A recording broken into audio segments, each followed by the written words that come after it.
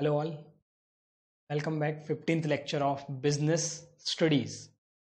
हम पढ़ रहे हैं chapter number 2 principal of management. यहाँ पर हम पढ़ रहे हैं हमारे प्यारे हेनरी फ्यूल साहब के प्रिंसिपल्स जो उन्होंने ऑर्गेनाइजेशन को मैनेज करने के लिए बनाए। ठीक है, नाउ हम पहले ऑलरेडी 11 प्रिंसिपल पढ़ के आ चुके हैं। ठीक है, रिवाइज करना है आपको, बार बार इनको रिवाइज करना है क्योंकि नंबर ऑफ प्रिंसिपल ज़्यादा है इसलिए कन्फ्यूज़न होता है, थोड़ा सा उनको बार बार रिवाइज करना है। ठीक है, अब हम चल रहे हैं 12वें नंबर के, 11 हम पढ़ चुके हैं। 12th नंबर प्रिंसिपल पे हम चल रहे हैं। 12th नंबर का प्रिंसिपल है stability of tenures of the personnel.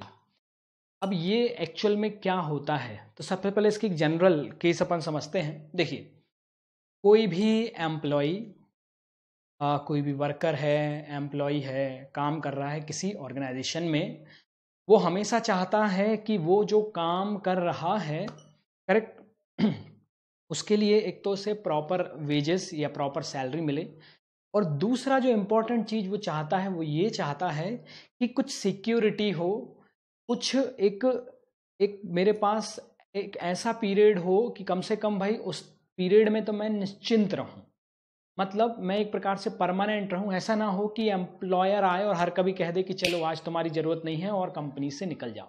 मतलब there is an some security, some assurance about the job, कि भाई कुछ साल तक मैं एश्योर्ड रहूं कि हाँ अब मुझे कहीं और दूसरा जॉब देखने की ज़रूरत नहीं है, मुझे एम्प्लॉयर यहीं पर रखेगा और मैं एम्प्लॉयर के साथ ही काम करूंगा एक्चुअल में कुछ सालों तक। करेक्ट। अब ये प्रिंसिपल मिस्टर हेनरी फ्यूल साहब ने इसलिए दिया क्योंकि यदि एम्प्लॉय अपना ऑर्गेनाइजेशन उसको नहीं समझ पाया तो वो काम फिर अच्छे से नहीं करेगा, और वो अपना ऑर्गेनाइजेशन तभी उसको समझेगा जब उसे कुछ श्योरिटी हो कि भाई उसको एक फीलिंग रहे कि हाँ मैं सिक्योर्ड हूँ। जिस समय उसको ये फीलिंग आ गई कि आई एम अनसिक्योर्ड हियर, मैं अनसिक्योर्ड हूँ, तो वो क्या करेगा, अपना 100% कॉन्ट्रीब्यूशन नहीं देगा, और इवन वो कहीं दूसरी जगह जॉब ढूंढता रहेगा। आपकी कंपनी में भी करेगा और दूसरी जगह की आप पता नहीं कब निकाल दो। तो उन्होंने कहा कि आप उसको एश्योर्ड करिए, आप अपने एम्प्लॉय को एश्योर्ड करिए, उसको सिक्योरिटी दीजिए कि भाई अगले 10 सालों तक मैं तुम्हें नहीं निकालूंगा। अगर तुम इस तरह से जैसे अभी काम कर रहे हो, अगर इस तरह से मन लगा के काम करोगे तो मैं तुम्हें नहीं निकालूंगा, ये मैं एश्योरेंस देता हूं, ये मैं तुम्हारे साथ एग्रीमेंट करता हूं। तो यदि इस तरह का वादा, इस तरह का प्रॉमिस यदि एम्प्लॉयर अपने एम्प्लॉय से कर लेता है तो एम्प्लॉय के मन में एक सिक्योरिटी होती है, एक कॉन्फिडेंस होता है, और वो उसी सिक्योरिटी और कॉन्फिडेंस के साथ जब काम करता है तो ऑब्वियस सी बात है उसकी इफिशिएंसी बढ़ेगी, उसका कंट्रीब्यूशन बढ़ेगा। तो आपको पता है कि भाई यहाँ पर डर नहीं होना चाहिए, एम्प्लॉयज़ के मन में क्या नहीं होना चाहिए, डर नहीं होना चाहिए। एम्प्लॉय के मन में किसी भी तरह का कोई भी ऐसा कुछ नहीं होना चाहिए कि उसे कभी भी निकाला जा सके, एक इनसिक्योरिटी, क्योंकि यदि ये इनसिक्योरिटी आती है तो फिर आप समझिए कि 100% उसकी एफिशिएंसी कम होने ही वाली। कि भैया ये एम्प्लॉयर वो देख रहा है कुछ एम्प्लॉयज़ को कि हर कभी निकाल रहे हैं। जैसे मान के चलिए आप एक ऑर्गेनाइजेशन में काम कर रहे हैं, तो ऑर्गेनाइजेशन में आपने देखा कि 2-3 एम्प्लॉय को एम्प्लॉयर ने जस्ट सेज कि भाई अब आपका काम नहीं है, आप जा सकते हो। तो अब यहाँ पर जो एम्प्लॉय इसको निकाला नहीं है मगर ये देख रहा है, तो ये देख रहा है तो ये इसको ऐसा लगेगा कि किसी दिन मेरा भी नंबर आ सकता है, तो यहाँ पर इतनी मेहनत करने से क्या फ़ायदा, कहीं और मैं मेहनत करूँ, कुछ और मैं ढूंढूँ, कुछ और मैं करूँ। तो इस तरह से ऐसा ना हो, एम्प्लॉय आपको छोड़ के ना जाए, 100% इफिशियंसी के साथ काम करे, इसके लिए इस प्रिंसिपल को बनाया गया है। ये प्रिंसिपल कहता है, ये मैनेजर को, एम्प्लॉयर को ये एडवाइस देता है कि हे एम्प्लॉयर, तुमने एम्प्लॉय को जो है एक फिक्स टेन्योर बताना चाहिए। ये फिक्स टेन्योर, एम्प्लॉय हमेशा इस फिक्स टेन्योर, कम से कम इतना काम तो वो करेगा तो कम से कम इतनी सिक्योरिटी तो उसको आएगी। तो एम्प्लॉयर ने जो है एक फिक्स टेन्योर एम्प्लॉय के साथ जो है वर्क करना है। क्लियर हुआ? तो याद रखिए ये प्रिंसिपल मैनेजमेंट को ये सलाह देता है। अच्छा, कितना टेन्योर रहना चाहिए ये कैसे बताएं? कि भाई वो 2 साल रहना चाहिए कि 5 साल रहना चाहिए, 10 साल, कुछ ऐसा बोलता है कि प्रिंसिपल? तो आंसर इज नो, ऐसा कुछ भी नहीं बोलता। फिर वो एम्प्लॉयर एम्प्लॉय के आपस के रिलेशन पे डिपेंड करेगा कि एक एम्प्लॉयर अपने एम्प्लॉय को कितना टाइम रखना चाहता है, उतने टाइम में कम से कम एम्प्लॉयर उसे निकाल नहीं सकता। क्लियर हुआ, समझ में आया? That is called stability of tenure of the person, कि कुछ स्टेबिलिटी रहे, कुछ हाथ में रहे कि भाई कम से कम इतना समय तो हम काम करेंगे ही करेंगे, इसके बाद अगर हमारा परफॉर्मेंस अच्छा है तो कंटिन्यू करेंगे, नहीं तो एम्प्लॉयर कम से कम इतनी सिक्योरिटी तो रहे एम्प्लॉय के पास। क्लियर? तो आइए पढ़ते हैं।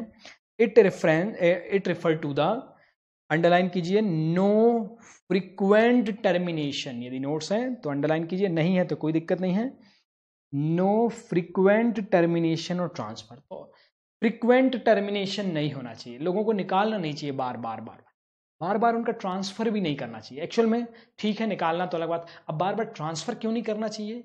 उसका कारण ये है कि भाई जब एम्प्लॉय एक काम करता है तो there is take some time to settle that work, settle that environment, है ना? वो व्यक्ति कुछ समय लेगा उस एनवायरमेंट में, उस काम में सेटल डाउन के लिए, और उस काम में सेटल डाउन के लिए जब वो कुछ समय लेता है तो हो सकता है कि भाई जैसे ही वो सेटल हुआ हो उसकी इफिशियंसी बढ़ी और आपने उसका लेके ट्रांसफर कर दिया। अब ट्रांसफर कर दिया तो अगेन वो फिर शुरुआत करेगा वहां जाके, और आपने उसकी यहां पर जो इफिशियंसी बढ़ी थी इसका फायदा ही नहीं उठा पाया। सपोज उसने प्रोडक्शन करना शुरू किया था, प्रोडक्शन जैसे ही वो माहिर हुआ और आपने उसको सेल डिपार्टमेंट में भेज दिया, अब ये जो माहिर हुआ था यहाँ पर, अब उसको एक्सपर्टाइजेशन आया था तो इसका आप फायदा ही नहीं उठा पाए। तो अब ये क्या है? That is nothing but the transfer से जो ड्रॉबैक है वो है, आपको टर्मिनेट भी नहीं करना है, एम्प्लॉयज को निकालना भी नहीं है जल्दी जल्दी, और उनके ट्रांसफर भी जल्दी जल्दी नहीं करने। Clear? So according to the principle, the management must provide the feeling of job security. ये देना बड़ा इंपॉर्टेंट है, feeling of job security. Job security की फीलिंग इसमें आनी चाहिए, इसमें आनी चाहिए जॉब सिक्योरिटी की फीलिंग्स, हाँ, एम्प्लॉय में आना चाहिए कि मैं बिल्कुल सिक्योर्ड हूं, अब मुझे जॉब की कोई। अच्छा, लोग गवर्नमेंट जॉब इतना क्यों प्रेफर करते हैं? काम तो ठीक है, आजकल गवर्नमेंट जॉब में भी काम करना पड़ता है, मैं आपको बताऊं, फिर भी because it is a permanent in nature, भाई कोई उन्हें हटा नहीं सकता, कोई उन्हें निकाल नहीं सकता, इसलिए ज़्यादातर लोग जो है वो गवर्नमेंट। प्राइवेट में तो कभी भी लात मार के और आउट, मगर गवर्नमेंट जॉब में ये जॉब सिक्योरिटी होती है, इसलिए एवरीवन, हर एक व्यक्ति आज हम देख रहे हैं गवर्नमेंट जॉब की तैयारी कर रहे हैं, कहीं कुछ की तैयारी। ये क्या है? दैट इज द रीजन कि एक परमानेंसी होती है। ठीक है? So among the employee, because feeling of insecurity, यदि इनसिक्योरिटी की फीलिंग है तो the employee can not contribute their maximum. Clear हुआ? तो याद रखिए, सबसे पहले अपन ने देखा कि भाई there should be a feeling of job security, होना ही चाहिए, जॉब सिक्योरिटी की फीलिंग होना ही चाहिए। यदि वो फीलिंग मिसिंग है, यदि वो फीलिंग नहीं है, तो फिर क्या होगा? तो यदि वो जॉब सिक्योरिटी की फीलिंग्स नहीं है तो फिर उसमें हम जो है जॉब सिक्योरिटी की यदि फीलिंग्स नहीं है तो उसका कंट्रीब्यूशन मैक्सिमम नहीं हो पाएगा, उस बंदे का कंट्रीब्यूशन मैक्सिमम नहीं हो पाएगा। क्लियर? नाउ फ्रीक्वेंट टर्नओवर, अब टर्नओवर यदि होता है, बार बार एम्प्लॉय आते हैं जाते हैं, टर्नओवर का मतलब समझते हैं, जनरली सेल हम बोलते हैं मगर यहाँ सेल नहीं है, टर्नओवर का मतलब है एम्प्लॉय जॉब के लिए आए, आपने निकाल दिया, फिर नए एम्प्लॉय आए, फिर थोड़े दिन बाद निकाल दिया, फिर नए एम्प्लॉय आए, तो that is a turnover of employ, बार बार निकालना, बार बार अपॉइंट करना, ये टर्नओवर कहलाता है। तो ये जितना ज़्यादा टर्नओवर होगा ना उतना ज़्यादा अच्छा ऑर्गेनाइजेशन नहीं माना जाता, कि भाई क्योंकि कोई तो वजह होगी इस ऑर्गेनाइजेशन में एम्प्लॉय क्यों नहीं टिक रहे, क्योंकि मैनेजर का, मैनेजमेंट का बिहेवियर अच्छा नहीं है, इसलिए तो छोड़ छोड़ के भाग रहे हैं, आते हैं छोड़ के भाग जाते हैं। तो that is a employee is in bad for the organization and such decision must be as they taken when they almost unavoidable. तो sometime यदि कोई एम्प्लॉय ने डिसीजन ले लिया कि उसे जाना है, अनअवॉइडेबल है ये, इसको अवॉइड नहीं कह सकता, फिर वो छोड़ के एक बार चला गया तो फिर वो चला गया। क्लियर? तो ये टर्नओवर होता है। Not only turnover but frequent transfer भी नहीं आपको करना चाहिए, ट्रांसफर या रोटेशन। क्यों? Because the person takes some time to learn और टू गेट सेटल्ड। उसको व्यक्ति को लर्न करने के लिए और सेटल डाउन के लिए कुछ समय तो लगता है। To learn and to settle for one job by the time he get settled he receive transfer order, then the wastage of resources and employee were not be able to contribute his best in the organization. वो अपना best भी organisation में नहीं दे पाता। Clear हुआ? समझ में आया? तो ध्यान रखेंगे दोनों चीजें, टर्मिनेशन भी नहीं करना और ट्रांसफर भी नहीं करना। टर्मिनेशन क्यों नहीं करना चाहते? टर्मिनेशन इसलिए नहीं करना चाहते हैं क्योंकि यदि टर्मिनेशन करेंगे तो that is not good for organization, एक बैड इमेज पब्लिक में, सोसाइटी में जाती है। ट्रांसफर क्यों नहीं करना जल्दी जल्दी?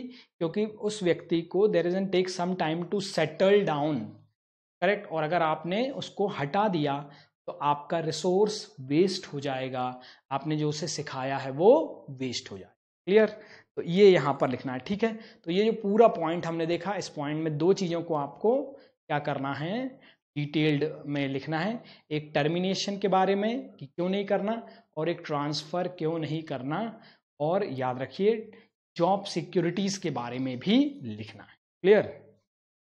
पॉजिटिव इफेक्ट क्या है प्रिंसिपल के? पॉजिटिव इफेक्ट ये है कि यदि आप ऑब्वियसली बात है कि जॉब सिक्योरिटी रहेगी तो there is an improvement of the efficiency of the worker, contribution ज्यादा होगा। तो number one that is called efficiency, improve the efficiency. और number two, no wastage of time and resource, wastage नहीं होगा time का और रिसोर्सेज। ऑब्वियसली बात है, याद रखिए ये पॉजिटिव इफेक्ट है। और यदि कंसिक्वेंस क्या है तो इनके जस्ट नेगेटिव फॉर्म में लिख दो इनको कि भाई इफिशियंसी नहीं बढ़ेगी और वेस्टेज होगा रिसोर्स का, मतलब wastage of resource and time, और उसके बाद frustration and dissatisfaction among the employee, frustration आएगा, डिससेटिस्फैक्शन। क्लियर हुआ? तो प्रिंसिपल नंबर 12 क्लियर हुआ। प्रिंसिपल नंबर 12 क्या कहता है? तो प्रिंसिपल नंबर 12 ये कहता है कि there should be a fixed tenure, there should be a job security. Otherwise अगर जॉब सिक्योरिटी नहीं है then employee get dissatisfied, they get frustrated, so that efficiency will decrease. In case of insecurity the efficiency will falls, और यदि security है तो efficiency बढ़ेगी, काम अच्छा। ट्रांसफर क्यों नहीं करना है? क्योंकि ट्रांसफर करेंगे तो भाई हम ही वेस्टेज करेंगे अपने रिसोर्सेस। क्लियर? तो ये अपन ने देखा। अब देखिए नाउ क्वेश्चन नंबर 26 क्या कहता है? Fayol point out the danger and cost of unnecessary labour turnover is one of his principle. तो भाई डेंजर और कॉस्ट ऑफ अननेसेसरी लेबर, कौन से प्रिंसिपल में? कि भाई cost of unnecessary labour turnover हो रहा है, उसकी कॉस्ट लग रही है, ठीक है। The principle of management, name of this principle तो स्टेबिलिटी ऑफ टेन्योर। याद रखिए लेबर टर्नओवर काय में होगा? लेबर टर्नओवर छोड़ छोड़ के जा रहे हैं, उसकी कॉस्ट जो इनकर हो रही है, सिखाने की कॉस्ट, फिर सीख के चला गया, फिर नया आया, फिर सिखाने की कॉस्ट, फिर सीख के चला गया, that is called labour turnover, जो है प्रिंसिपल ऑफ टेन्योर में आ रहा है। फिर which principle of management suggest that employee जो है should not leave the organization frequently, बार बार एम्प्लॉय ने ऑर्गेनाइजेशन को नहीं छोड़ना चाहिए। कौन सा प्रिंसिपल बता रहा है?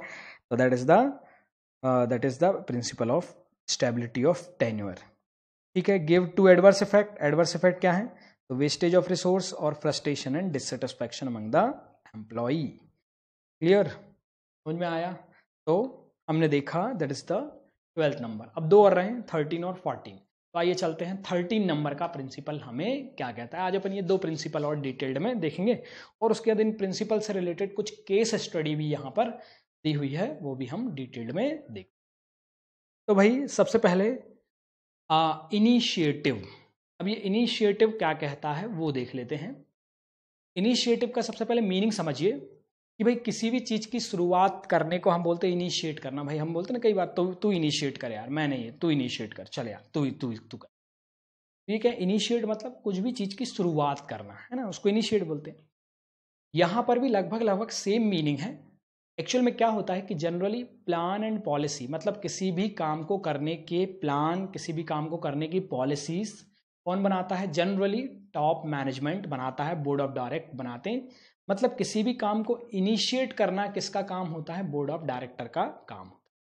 नाउ अब यहां पर मगर जो है कुछ अलग बोल रहे हैं प्रिंसिपल ऑफ मैनेजमेंट, मतलब हेनरी फ्यूल साहब का इससे कुछ अलग कहना है। आपका जो नॉर्मल लॉजिकल थिंकिंग है उससे कुछ अलग बोल रहे हैं हमारे हेनरी फ्यूल साहब। आपका सोचना यह है कि हाँ भाई, पॉलिसीज प्लान तो किसने बनाना चाहिए? किसने बनाना चाहिए? मैनेजमेंट ने ही बनाना चाहिए, टॉप लेवल मैनेजमेंट ही बनाना चाहिए, यही आपका सोचना है। पर यहां पर हेनरी फ्यूल साहब का कहना यह है कि थोड़ा सा उसमें और एडिशन है। हेनरी फ्यूल साहब का कहना है कि भाई ठीक है, आप खुद बनाओ, कोई प्रॉब्लम नहीं है, मगर आप सबसे पहले और सबसे इंपॉर्टेंट चीज यह है कि you have to take suggestion from your employee, from your subordinates also. आप उनसे भी सजेशन लीजिए, आप उनको भी डिसीजन मेकिंग में शामिल करिए, आप उनको भी इनवाइट करिए कि वो भी अपने व्यूज रखें, जो उनके व्यूज हैं, जो उनकी थिंकिंग है, वो आपके साथ वो शेयर, करेक्ट, उनको भी आप बुलाइए। ठीक है, अब ये क्यों इंपॉर्टेंट है? उन्होंने कहा कि भाई अगर आप ऐसा करते हैं देन द वर्कर फील और employee feel the belongingness with the organization. उन्होंने कहा कि यदि आप इस तरह से करते हैं तो वर्कर्स और एम्प्लॉय को एक अपनापन सा महसूस होता है कि अरे हमारा व्यू लिया जा रहा है, हमें भी रिस्पेक्ट दिया जा रहा है, हमारे भी ओपिनियन पूछे जा रहे हैं। तो there is an some belongingness feelings, जो अपनापन जो है वो महसूस होता है उनको, और अपनापन यदि महसूस होता है तो ऑर्गेनाइजेशन उन्हें अपना सा लगने लगता है, और फिर जब वो अपना सा लगता है तो काम का कंट्रीब्यूशन कई गुना बढ़ जाता है। क्लियर हुआ? इसलिए यहां पर उन्होंने कहा है कि भाई हमें एम्प्लॉयज के सजेशन को भी जो है कंसीडर करना है। जैसे मैं आपको और एक एग्जांपल देता हूं जिससे आपको क्लैरिटी आएगी कि भाई कोई भी इंपॉर्टेंट डिसीजन जब हो रहा है, जैसे हमारी फैमिली में कोई इंपॉर्टेंट डिसीजन हो रहा है, ठीक है, अब इंपॉर्टेंट डिसीजन हो रहा है, बहुत इंपॉर्टेंट डिसीजन है, और पापा आपके पास आते हैं और बोलते हैं कि भाई बेटा ये इस तरह का आपने को डिसीजन लेना है, तुम क्या कहते हो, तुम्हारी राय क्या है, आपके हिसाब से क्या होना चाहिए बेटा, आप बताइए, आपकी क्या एडवाइस है। तो एकदम हम जो है सुनते से यहाँ फीलिंग आती है हमको, हमसे भी पूछ रहे हैं, हमारा भी हमारा भी व्यू लिया जा रहा है, हमारा भी थोड़ी बखत है इस घर में, है ना, मतलब डिसीजन लेने में हमारा भी contribution. So we are feeling some proud और we are feeling some belongingness तो है ही, बट और ज़्यादा, है ना। इसमें क्या हुआ कि आपके मन में कहीं ना कहीं वो चीज़ आई, तो ऑब्वियस ही बात है आप खुद उसको सोच के देखो, और फिर आप अपने एम्प्लॉय या वर्कर पे जब अप्लाई करते हैं तो worker and employ feel a very unique, a very belongingness for the organisation में उनकी बहुत अच्छी फीलिंग्स आती है। क्लियर? तो बस यही है इनिशिएटिव। समझ में आया कि जब भी हम कोई काम, अब देखिए यहाँ पर एक और चीज मैं आपको बता दूं कि भाई ये हम पढ़े उससे पहले कि अब जैसे मान के चलिए हमने वर्कर की सजेशन लिया, अब वर्कर का सजेशन लिया तो क्या हम वर्कर का सजेशन जो लिया है वो मानेंगे ही मानेंगे क्या? तो ऐसा जरूरी नहीं है भाई। वर्कर ठीक है भाई हमने लिया, अब वो मैनेजमेंट के ऊपर डिपेंड करता है कि ये मैनेजमेंट वर्कर के सजेशन को मानती है या नहीं मानती। करेक्ट? ये किसके ऊपर डिपेंड करता है? मैनेजमेंट के ऊपर। मैनेजमेंट का डिसीजन ही, ये पहले से वर्कर का माइंड मेकअप होना चाहिए कि ठीक है मुझसे पूछ रहे हैं, मेरे एडवाइस ले रहे हैं, पर अगर मैनेजमेंट को सही लगता है तो ही इसको अप्लाई किया जाएगा, नहीं तो अप्लाई नहीं किया जाएगा, और मैनेजमेंट का डिसीजन ही फाइनल होगा। और वर्कर भले ही कुछ एडवाइस दें, मैनेजमेंट जो डिसीजन देगा, मैनेजमेंट जो बोलेगा वो एम्प्लॉय या वर्कर को मानना ही पड़ेगा, सबऑर्डिनेट को मानना ही पड़ेगा।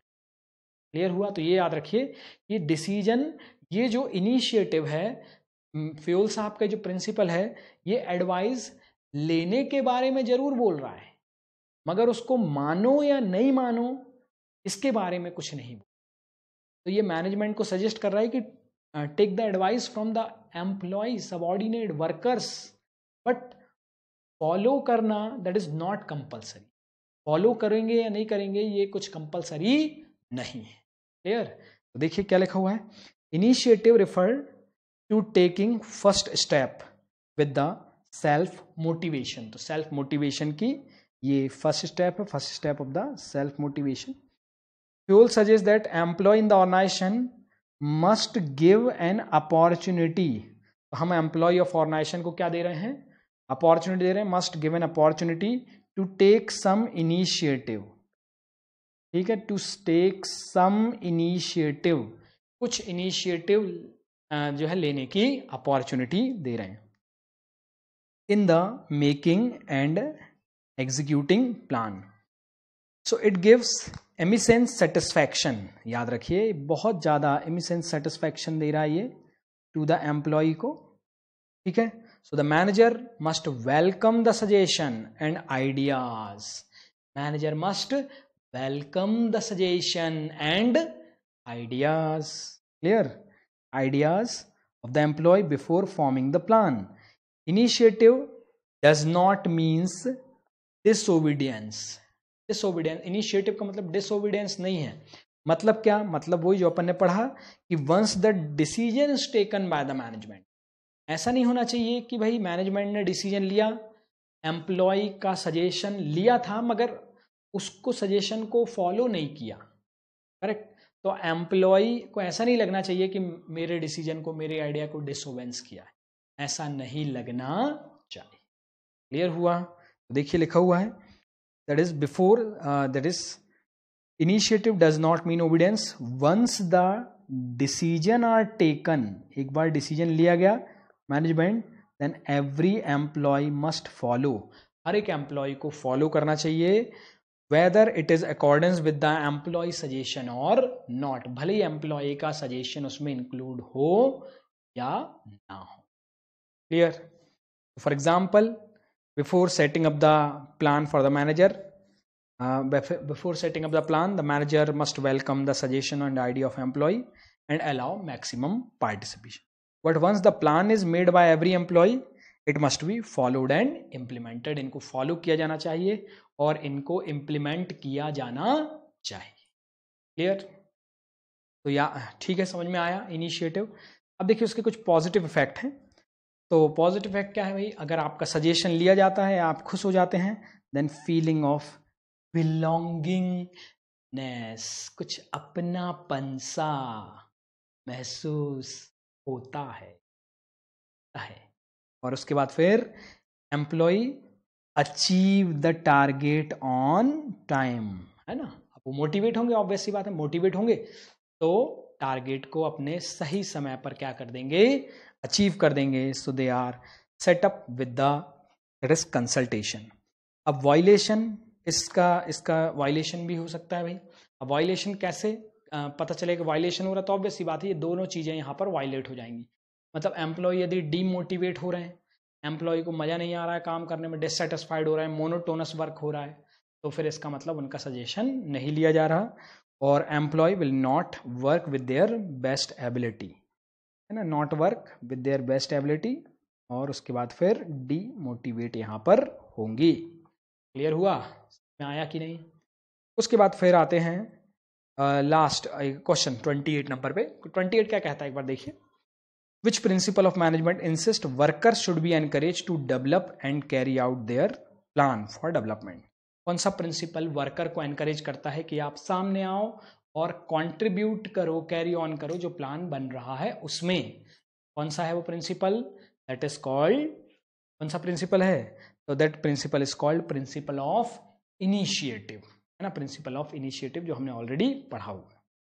ठीक, फिर आते हैं दैट इज अब अगले, अभी तक अपने दो प्रिंसिपल पढ़े हैं आज। कौन कौन से? स्टेबिलिटी ऑफ टेन्योर, आपको समझ में आ गया होगा बिल्कुल क्लियर स्टेबिलिटी ऑफ टेन्योर क्या है। और अगला प्रिंसिपल हमने पढ़ा है दैट इज इनिशिएटिव। अब लास्ट प्रिंसिपल है 14 नंबर, फिर मेरे ख्याल से पूरी केस स्टडी इससे संबंधित दी हुई है। तो देखते हैं, अब पहले लास्ट प्रिंसिपल और समझते हैं। लास्ट प्रिंसिपल जो है that is Esprit D crops, Esprit D crops, correct. Spirit, देखिए क्या होता है, कोई भी ऑर्गेनाइजेशन हो, करेक्ट, कोई भी ऑर्गेनाइजेशन हो, कई सारे ऑर्गेनाइजेशन होते हैं, कोई भी ऑर्गेनाइजेशन हो, काम होता है, पर इंपॉर्टेंट चीज क्या है, मिलके काम करना। एक इंडिविजुअल के बेहतर काम करने से काम नहीं होगा, ठीक है। अगर मैच जीतना है तो टीम बन के खेलना पड़ेगा। कोई व्यक्ति इंडिविजुअल यदि अपने लिए खेल रहा है और वो सेंचुरी भी मार देगा तो भी काम नहीं होगा। समझ में आया कि भाई रन चाहिए और वो अपनी सेंचुरी के लिए जो है टुक टुक कर रहा है, कि धीरे धीरे खेल रहा है, तो मेरे को बताइए कि क्या वो जिता पाएगा मैच? नहीं। तो यदि मैच जीतना है तो देयर इज एन टीम, एक टीम होना चाहिए।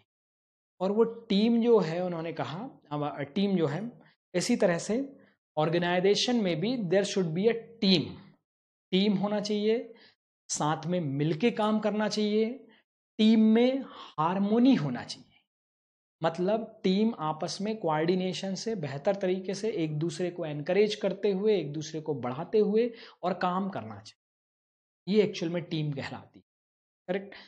आपस में लड़ना झगड़ना, आपस में बहसबाजी, इसमें जो है काम फिर नहीं होगा। भले इंडिविजुअल कितना भी बेहतर काम कर ले, और जब तक आप टीम बन के काम नहीं करोगे, जब तक आप यूनिटी से काम नहीं करोगे, जब तक आप हार्मोनी से काम नहीं करोगे, स्पिरिट से काम नहीं करोगे, गोल अचीव होने वाला।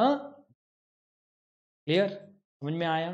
तो इस तरह से उन्होंने कहा कि भाई एक स्पिरिट डी क्रॉप होना चाहिए, मतलब आपने जब भी मैनेजर ने एम्प्लॉय से बात करना, मैनेजर ने मोटिवेट करना चाहिए, तो एक टीम की तरह मोटिवेट करना चाहिए। जैसे मैनेजर जब भी बात करे, मैनेजर ये नहीं बोले कि मुझे ये करना है या मैं ये करूंगा और मैं ये करूंगा या तुमको ये करना, नहीं, हम मिल के करेंगे। मतलब वो जब बात भी बोले तो वो आई ना बोले, वो वी का यूज करे, करेक्ट। वो पूरी टीम को एनकरेज करे, इंडिविजुअल एम्प्लॉय से ना बोले, वो पूरी टीम को मोटिवेट करे। तो that is called spirit the crops. Clear हुआ? देखिए एक बार क्या पढ़ते हैं अपन, क्या लिखा हुआ एक बार पढ़ते हैं। Management should encourage and promote, उसको एनकरेज करना चाहिए और प्रमोट करना चाहिए किस चीज को? Team spirit. टीम स्पिरिट बहुत इंपॉर्टेंट है, टीम स्पिरिट को इंपॉर्टेंट, ठीक है, करना चाहिए। यूनिटी होना चाहिए and harmony, this will bring, ध्यान दीजिए, और ये होगा तो इससे दो चीजें आने वाली हैं, कोऑर्डिनेशन एंड कोऑपरेशन। ऑब्वियस सी बात है कि जब बेहतर हार्मोनी होगी तो एक बेहतर कोऑर्डिनेशन भी होगा। Clear? So manager should replace the I with we. मैंने अभी डिस्कस किया अपन ने कि भाई आई नहीं, अब वी बोलेंगे, ठीक है। वी शुड डू वर्क, या we will do that, we will do this, ठीक। So this will raise the mutual trust, इससे म्यूचुअल ट्रस्ट बढ़ेगा आपस में एम्प्लॉयज में, आपस में एम्प्लॉयज में म्यूचुअल ट्रस्ट बढ़ेगा, और belongingness among the team members यहां पर आएगी, and it will minimise the need of using penalties. तो ये कैसे होगा? तो आप पेनल्टी, और इससे क्या होगा? Minimise the use of penalty. अब देखिए एक एग्जाम्पल जैसे मैं देता हूं आपको, तो आपको और ज्यादा क्लैरिटी आएगी कि भाई जैसे मान के चलिए कि एक 10 मेंबर्स का एक ग्रुप है, ठीक है, 10 उसमें मेंबर्स हैं, एम्प्लॉय हैं, 10 एम्प्लॉय हैं, और 100 यूनिट बनाना है। उनको टारगेट दिया कि आपको भाई 100 यूनिट्स जो है वो क्या करने हैं? प्रोड्यूस करने हैं, 100 यूनिट प्रोड्यूस करने हैं आपको, ठीक है भाई, 100 यूनिट्स आपको प्रोड्यूस करने हैं। फिर क्या? तो 100 यूनिट्स प्रोड्यूस करने हैं, तो हर एक एम्प्लॉय को 10-10 यूनिट बांट दिए, है ना। 10 एम्प्लॉय थे, एक एम्प्लॉय को 10 यूनिट दे दिए, ठीक है, कि 10 तुम बनाओगे, ए 10 तुम बनाओगे, बी 10 तुम बनाओगे, सी 10 तुम, डी 10 तुम, ऐसे 10 एम्प्लॉय को 10-10 यूनिट बांट दिए, ठीक। अब क्या होता है कि एट अ पर्टिकुलर टाइम पे, जिस समय वो प्रोडक्शन का काम शुरू होता है, उस समय 2 एम्प्लॉय जो हैं वो बीमार पड़ जाते हैं। मान के चलिए 2 एम्प्लॉय बीमार पड़ जाते हैं। अब क्या होगा कि अब जो 2 एम्प्लॉय बीमार पड़े हैं, उनके हिस्से की 10 और 10 20 यूनिट अब ये कौन बनाएगा? तो ये जो बनाएंगे वो बाकी के बचे हुए 8 एम्प्लॉयज बनाएंगे, क्योंकि यहाँ टीम स्पिरिट है। मतलब वो एम्प्लॉय ऐसे नहीं बोल सकते कि नहीं नहीं हम तो 10 ही 10 बांट रहे थे, अब वो 2 एम्प्लॉय जब तबीयत ठीक होगी तब उनसे ही बनवाना। तो ये टीम स्पिरिट नहीं है। टीम स्पिरिट क्या है कि भाई वो जो व्यक्ति जो अनेबल है काम करने में, उसका काम भी आपको करना पड़ेगा, तभी तो आप टीम की तरह काम कर।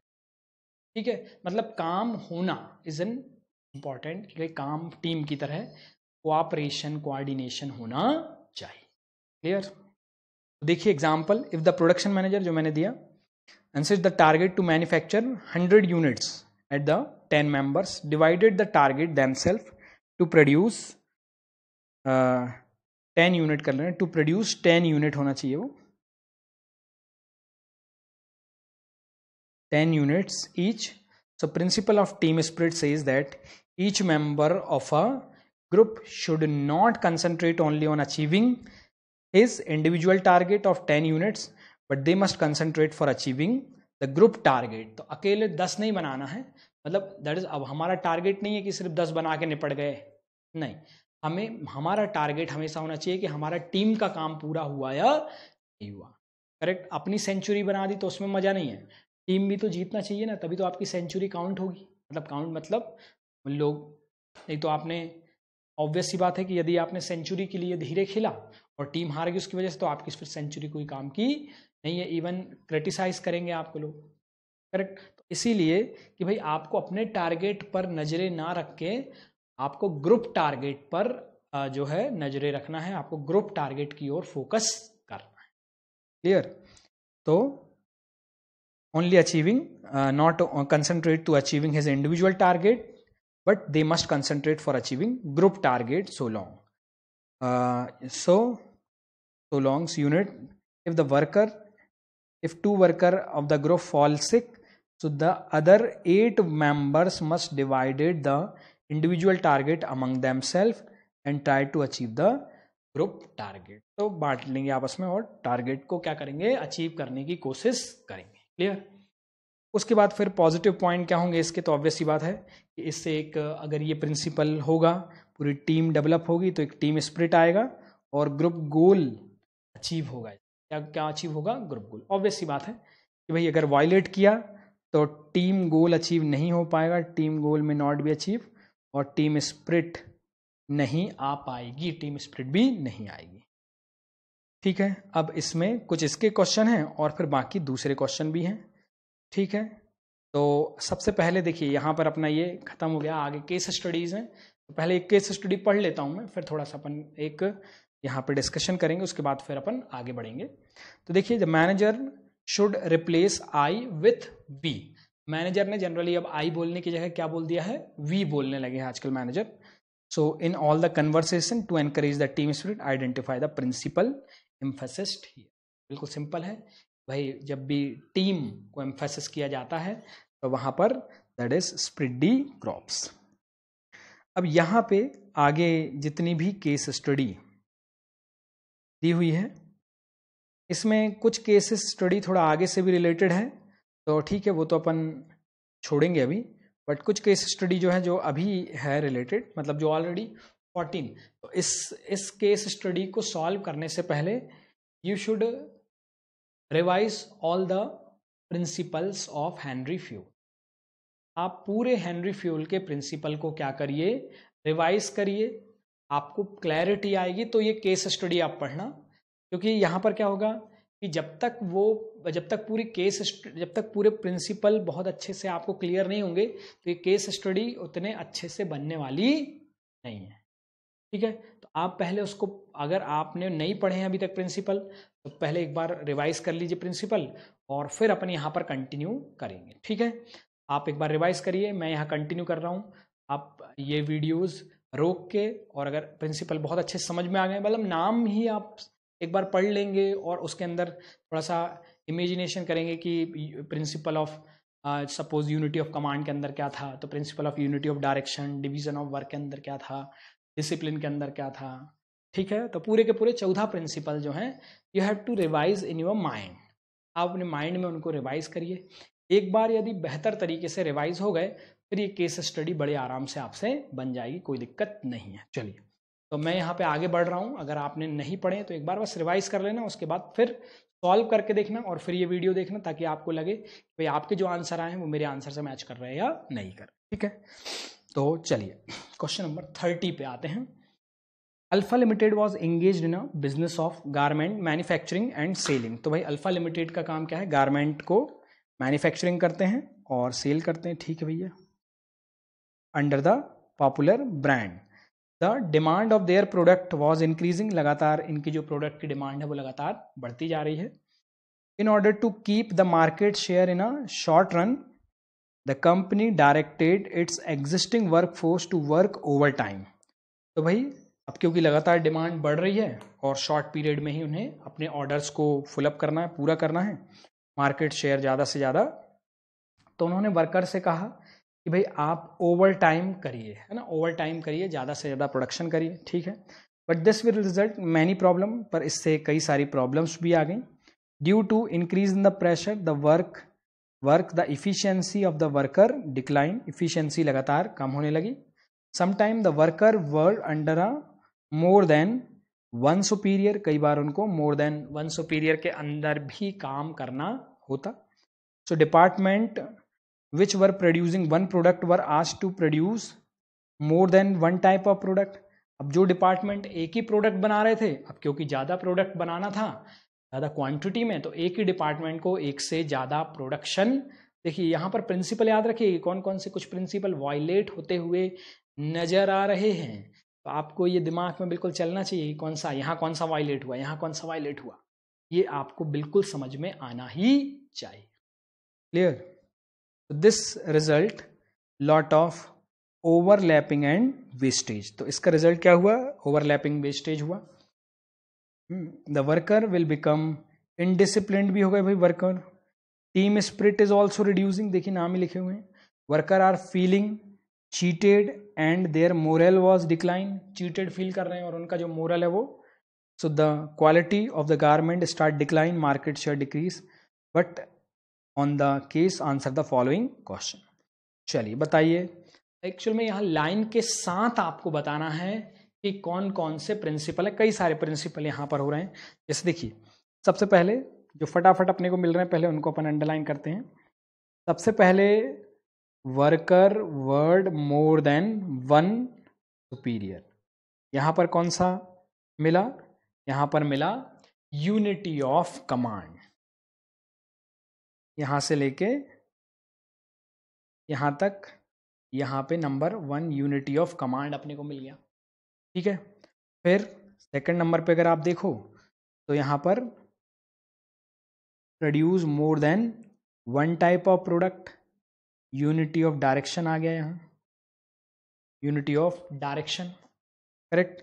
Similarly worker become indiscipline, worker indiscipline हो रहे हैं, यहाँ पर कौन सा आ गया, प्रिंसिपल ऑफ डिसिप्लिन का वायलेशन हो रहा है। ठीक है, team spirit also reducing, correct. कौन सा आ रहा है, कौन सा यहाँ पर बताइए, स्प्रेड डी क्रॉप्स का वायलेशन हो रहा है। ठीक है, उसके बाद फिर फीलिंग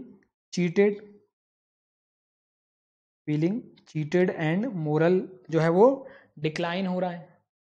ठीक है, मोरल डिक्लाइन हो रहा है, ऑब्वियस सी बात है कि भाई चीटेड फील कर रहे हैं, तो यहाँ इनिशिएटिव भी उनको नहीं लेने दे रहा है, इनिशिएटिव भी आ सकता है।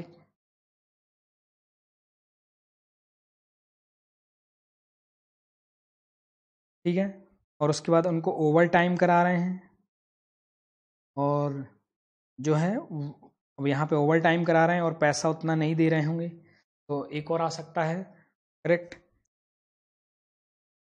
दैट इज कौन सा है वो, जो एक ओवर टाइम हम कराते हैं उस वर्कर्स को और पैसा जो है वो सफिशिएंट नहीं देते हैं, कमिटमेंट अपने फेल करते हैं, that is a principle of discipline. तो वो ऑलरेडी हमने लिख लिया, तो इतने प्रिंसिपल हमें पता चल रहे हैं। तो देखिए in the above case division of work, क्योंकि डिपार्टमेंट थे इसलिए डिवीजन ऑफ वर्क आ गया, ये अपन ने डिसिप्लिन अपन ने ढूंढ लिया, यूनिटी ऑफ कमांड, इनिशिएटिव और डी क्रॉप, और इनको फिर एक्सप्लेन कर देना है इनमें से।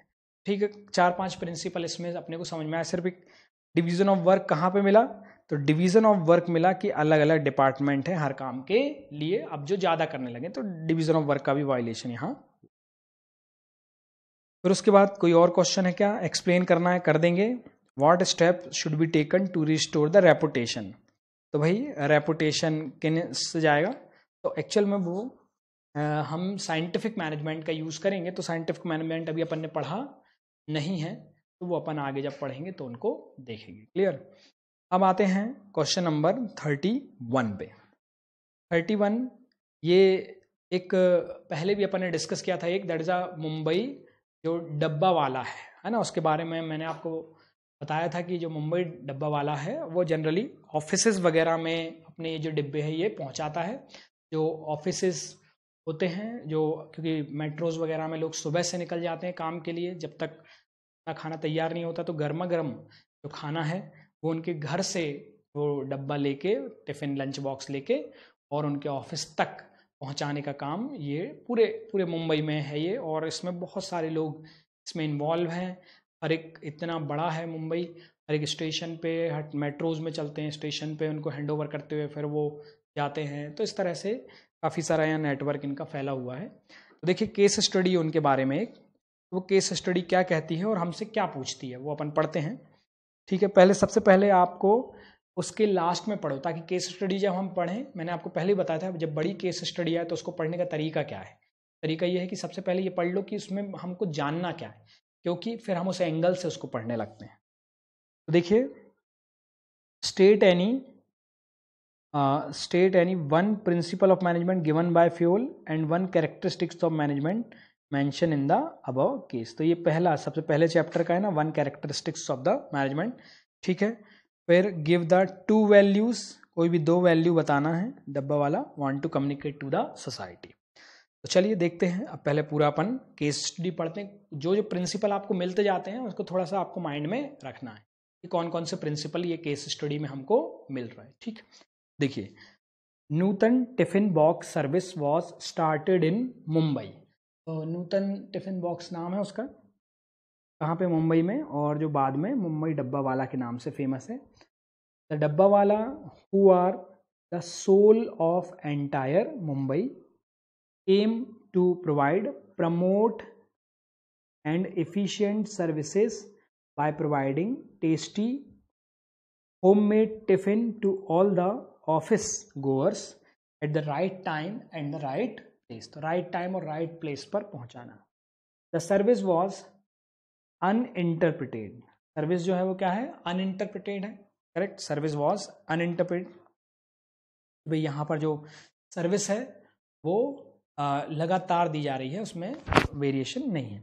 Even a day of a bad weather हो, पॉलिटिकल अनरेस्ट हो, सोशल डिस्टर्बेंस हो, कुछ भी हो, ये सर्विस चल रही है।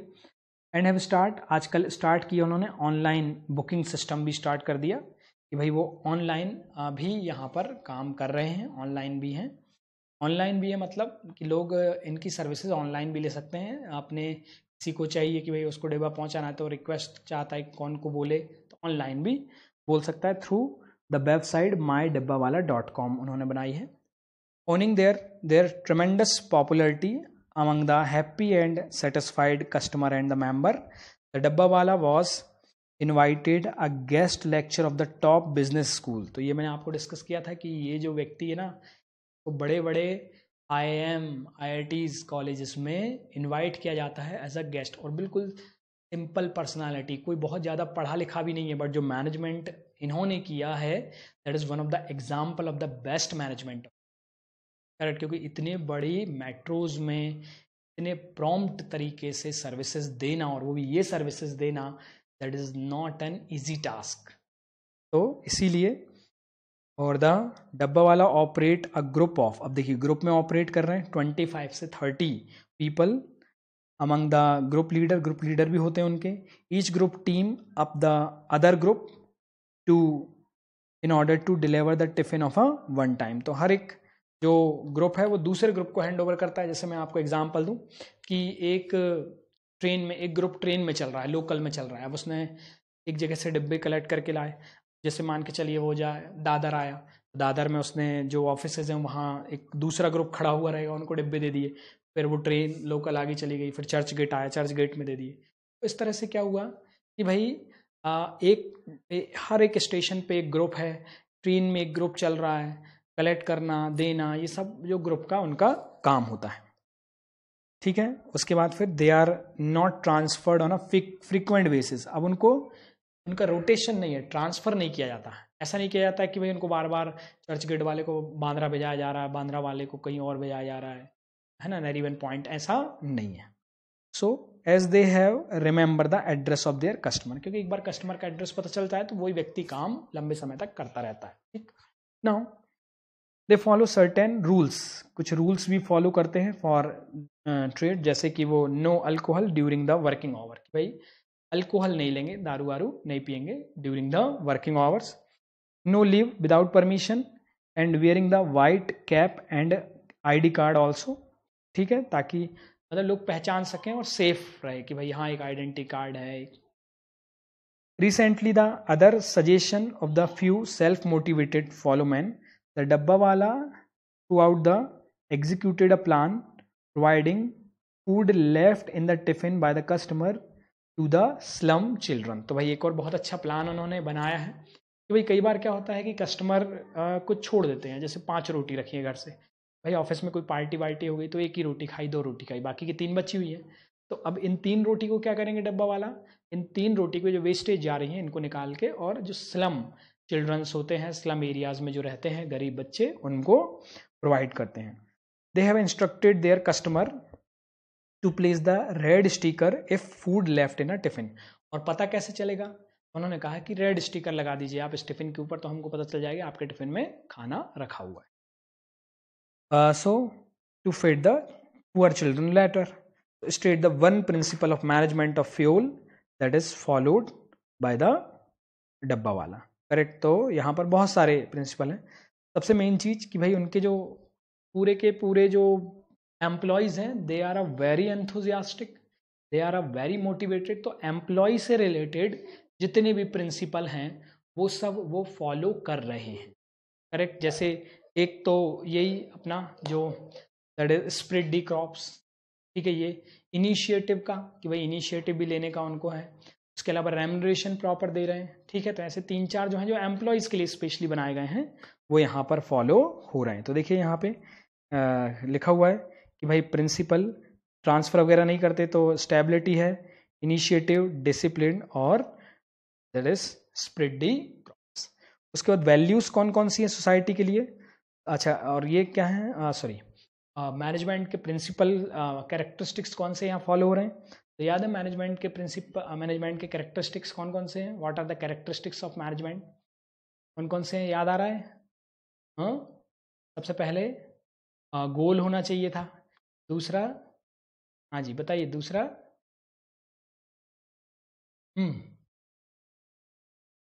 दूसरा क्या, तो एक तो गोल होना चाहिए, फिर सेकंड नंबर पे इंटेंजिबल होना, इंटेंजिबल है, फिर यूनिवर्सली एप्लीकेबल है, फिर डायनामिक, याद आ रहा है वो सब, हाँ सब वही है।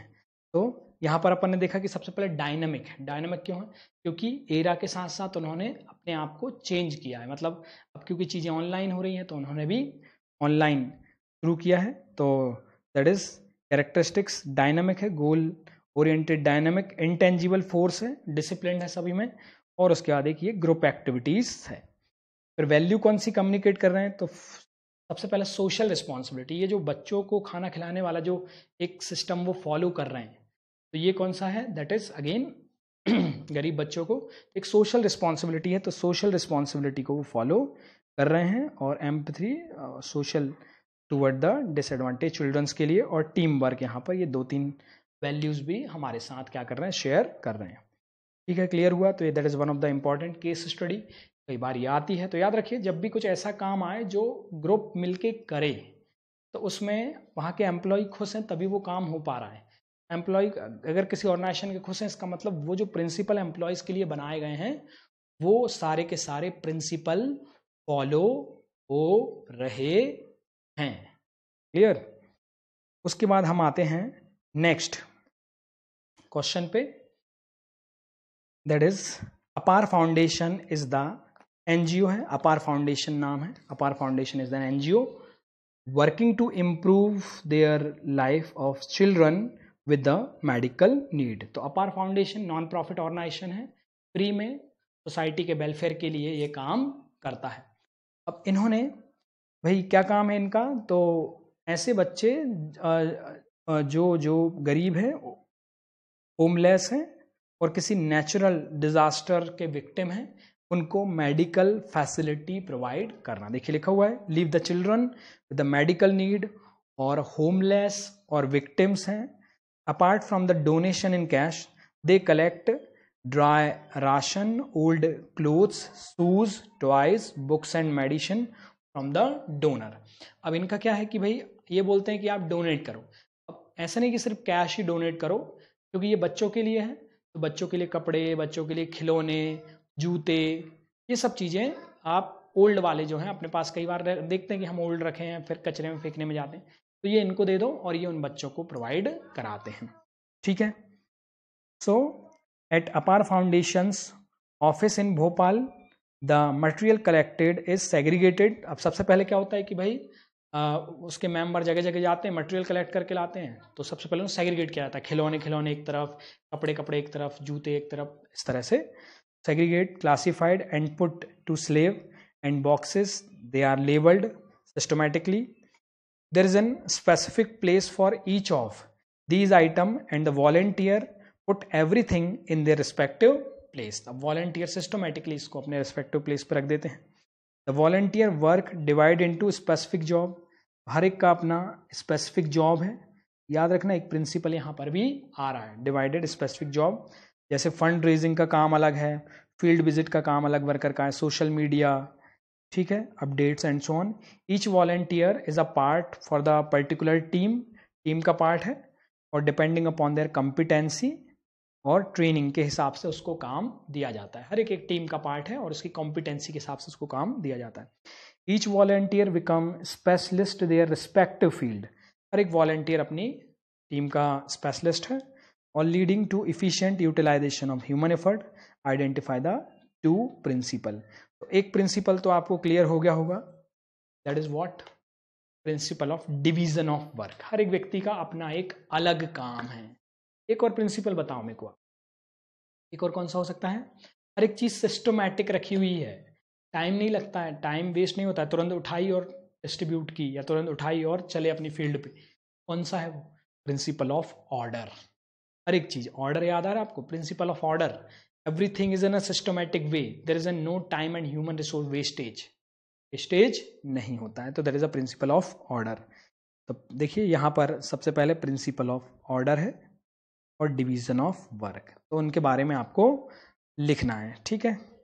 इसके अलावा टू वैल्यूज, तो वैल्यू कौन सी है? तो वैल्यू है भाई कंसर्न है सोसाइटी के प्रति, रिसोर्स का अच्छा इस्तेमाल कर रहे हैं, और एनवायरनमेंट के प्रति भी क्या है, सेंसिटिव है। रिसोर्स का बेहतर इस्तेमाल कैसे कर रहे हैं? तो भाई वो पुराने कपड़े जो वेस्टेज हो जाएंगे उनको भी जो है गरीब बच्चों के लिए इस्तेमाल किया जा रहा है, जो टॉयज पुराने हो जाएंगे उनको भी इस तरह से। ठीक है। Optimum use, that is sensitivity toward the environment के प्रति भी सेंसिटिव हैं और सोसाइटी के प्रति अपना कर्तव्य निभा रहे हैं। क्लियर? तो हमने हमारा पहला एक बड़ा टॉपिक कंप्लीट किया।